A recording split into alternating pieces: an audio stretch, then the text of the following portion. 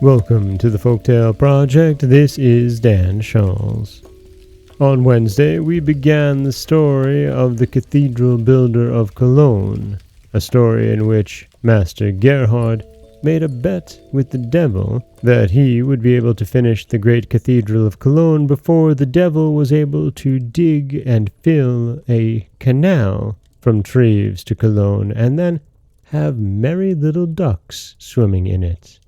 Where last we left off, the devil seemed awfully close to winning this particular bet and Master Gerhard's soul. But there was a problem. He's unable to summon the ducks.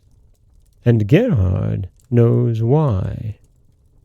And thus we rejoin the Cathedral Builder of Cologne. After this adventurous journey, Master Gerhard was a prey to melancholy. He was seen oftener than before on the building ground. It was impossible for him to doubt any longer that the stranger with whom he had made the fatal bet was the devil himself. The unfortunate man was well aware not only was his life at stake, but that the salvation of his soul was likewise in danger should the master of hell carry out his work. There was only one little hope left for him, namely, that the devil would be unable to find out how to keep the ducks alive while they were swimming through the long underground channel. So Master Gerhard took courage, saying to himself, "He cannot win, and I know why."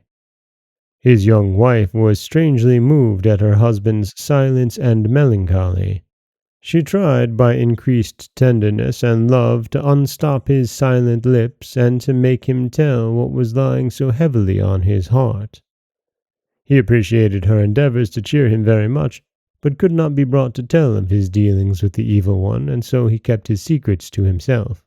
One day, not long after the mysterious journey of Master Gerhard, a stranger, apparently a scholar, entered the architect's house while he was as usual on the building ground. A scarlet cloak enveloped his tall figure, and a cock's feather sat boldly on his black cap. His manners were soft, and in general those of a gentleman. Hearing that the builder was not at home, he asked for his wife. She came, and soon found that she liked talking to him because he showed not only great eloquence, but also great sympathy for her husband. Involuntarily, she disclosed to the kind stranger her secret grief about Master Gerhard's sadness. The scholar listened to her troubles with great attention, and seemed to feel for her in her sorrow. "My dear mistress," he said in a soft voice, "there is surely some secret weighing heavily on his mind, and this and nothing else is the cause of his melancholy. Unless we know it, we cannot cure him. You are nearest to his heart. If you are very loving and tender to him, he will not withhold the secret for long from you. Be extremely kind to him. After 3 days I shall come back to see if you have been successful. If not, I will give you a remedy that will unfailingly make him tell you his inmost thoughts." Thus speaking, he took his leave, and she was unable to find words to express her gratitude. For 3 days she tried the scholar's advice, but found that her husband, in spite of all her coaxing and caresses, would not tell the cause of his melancholy. On the 4th day the scholar called again, and heard with apparent grief how badly her endeavors had succeeded. "I pity you heartily," said he, "but don't despair. Here is a wonderful herb. Prepare a beverage with it for your husband, and make him drink it before he goes to sleep. He will dream after the draught and betray his secrets in his sleep." She accepted the gift gratefully and prepared the potion according to his advice. Her husband took the beverage willingly and soon fell into a profound sleep. After some time, dreams seemed to trouble him. He tossed restlessly to and fro in his bed, murmuring incoherent words. His wife listened anxiously, and heard in feverish excitement about the terrible dealings between him and the devil. After a pause, Master Gerhard muttered, "You will never win, because I hold the secret." "What may that be?" whispered she in the dreamer's ear. "He may do what he will," unconsciously answered he. "It is quite impossible that ducks should swim through the underground channel unless he makes air holes at every mile. Of course, this idea will never come into his head. The next morning, the scholar called upon the wife and heard how well his scheme had succeeded. She told him everything. When she revealed her husband's secret to him, the meek features of her strange guest suddenly changed. He gave a loud, shrill scream of joy and disappeared. The poor wife remained on the same spot, pale and terror-stricken. Master Gerhard was standing the next day by the high crane of the cathedral as usual. The air was sultry. Black clouds were gathering from across the Rhine. He felt very restless, and urged his workmen even more than before to hurry on. The builder's heart was strangely filled with dark forebodings.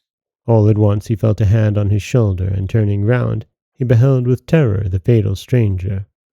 A wondrous gleam of red-like flames seemed to radiate all around his figure. The cathedral builder grew pale as death and trembled from head to foot. He was unable to utter a word. Beaming with the joy of triumph, the evil one pointed with his hand downwards, and forced Master Gerhard to look in the same direction. Behold! At the foot of the cathedral, a silvery brook was visible running from the direction of Treves. Merry ducks were swimming on its shining surface. It is impossible to describe the feelings of the builder at the sight of the completed work of his rival. Despair and agony made his heart sink within him, but the evil one looked with joy on his victim. When he suddenly tried to grasp him, Master Gerhard darted to the edge of the scaffolding with a heart-rending scream and dashed himself down into the depth below, and was instantly killed. A roar of thunder filled the air at that moment, and the devil vanished in a blaze of lightning. The thunderstorm grew more and more violent. After a few minutes, the unhappy cathedral builder's house was struck by lightning and burnt to ashes in less than an hour. Unfortunately, the admirable plan of the splendid church was also destroyed. This was the sad end of Master Gerhard and his ambition. The cathedral remained untouched for more than 6 centuries after. Its unfinished walls and towers began to decay as if they mourned the terrible death of their builder. The Cologne people believed for a long time that the spirit of Master Gerhard used to hover about midnight round the high towers and the desolated vaults. Strange sounds like the sighs of somebody in anguish were often heard in the deserted building, and people said it was Master Gerhard's ghost complaining that his proud cathedral remained unfinished. Generation after generation passed by, and 6 centuries elapsed before busy workmen began again hammering and building on the ground which had lain so long quiet. In 1880 the dome was finished, and towers now in all its majesty high above the dwellings of the people and can be seen miles away. Since that glorious day when the last stone was added to the Cathedral of Cologne, Master Gerhard's ghost has never been heard or seen again. And that is the end of the Cathedral Builder of Cologne.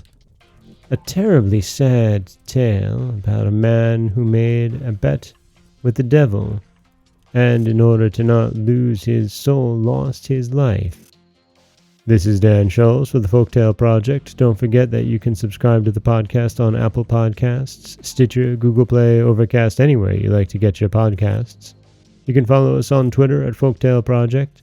You can find us on Auto Radio, TuneIn Radio, iHeartRadio, Spotify, anywhere you like to listen. And you can always head over to folktaleproject.com, where you'll find a new story waiting for you every Monday, Wednesday, and Friday. Next week, we'll have something special. It's the last 3 stories from Legends of the Rhine by Wilhelm Reuland. And we start off with quite the tale, the story of Siegfried, whom we've met previously in the Nibelungen treasure. And that also means, of course, that it's time to select our next book. Head over to folktaleproject.com to cast your vote, or over to Twitter, or For those of you who are Patreon subscribers, voting is open now, and your vote counts twice. As always, thank you so much for listening.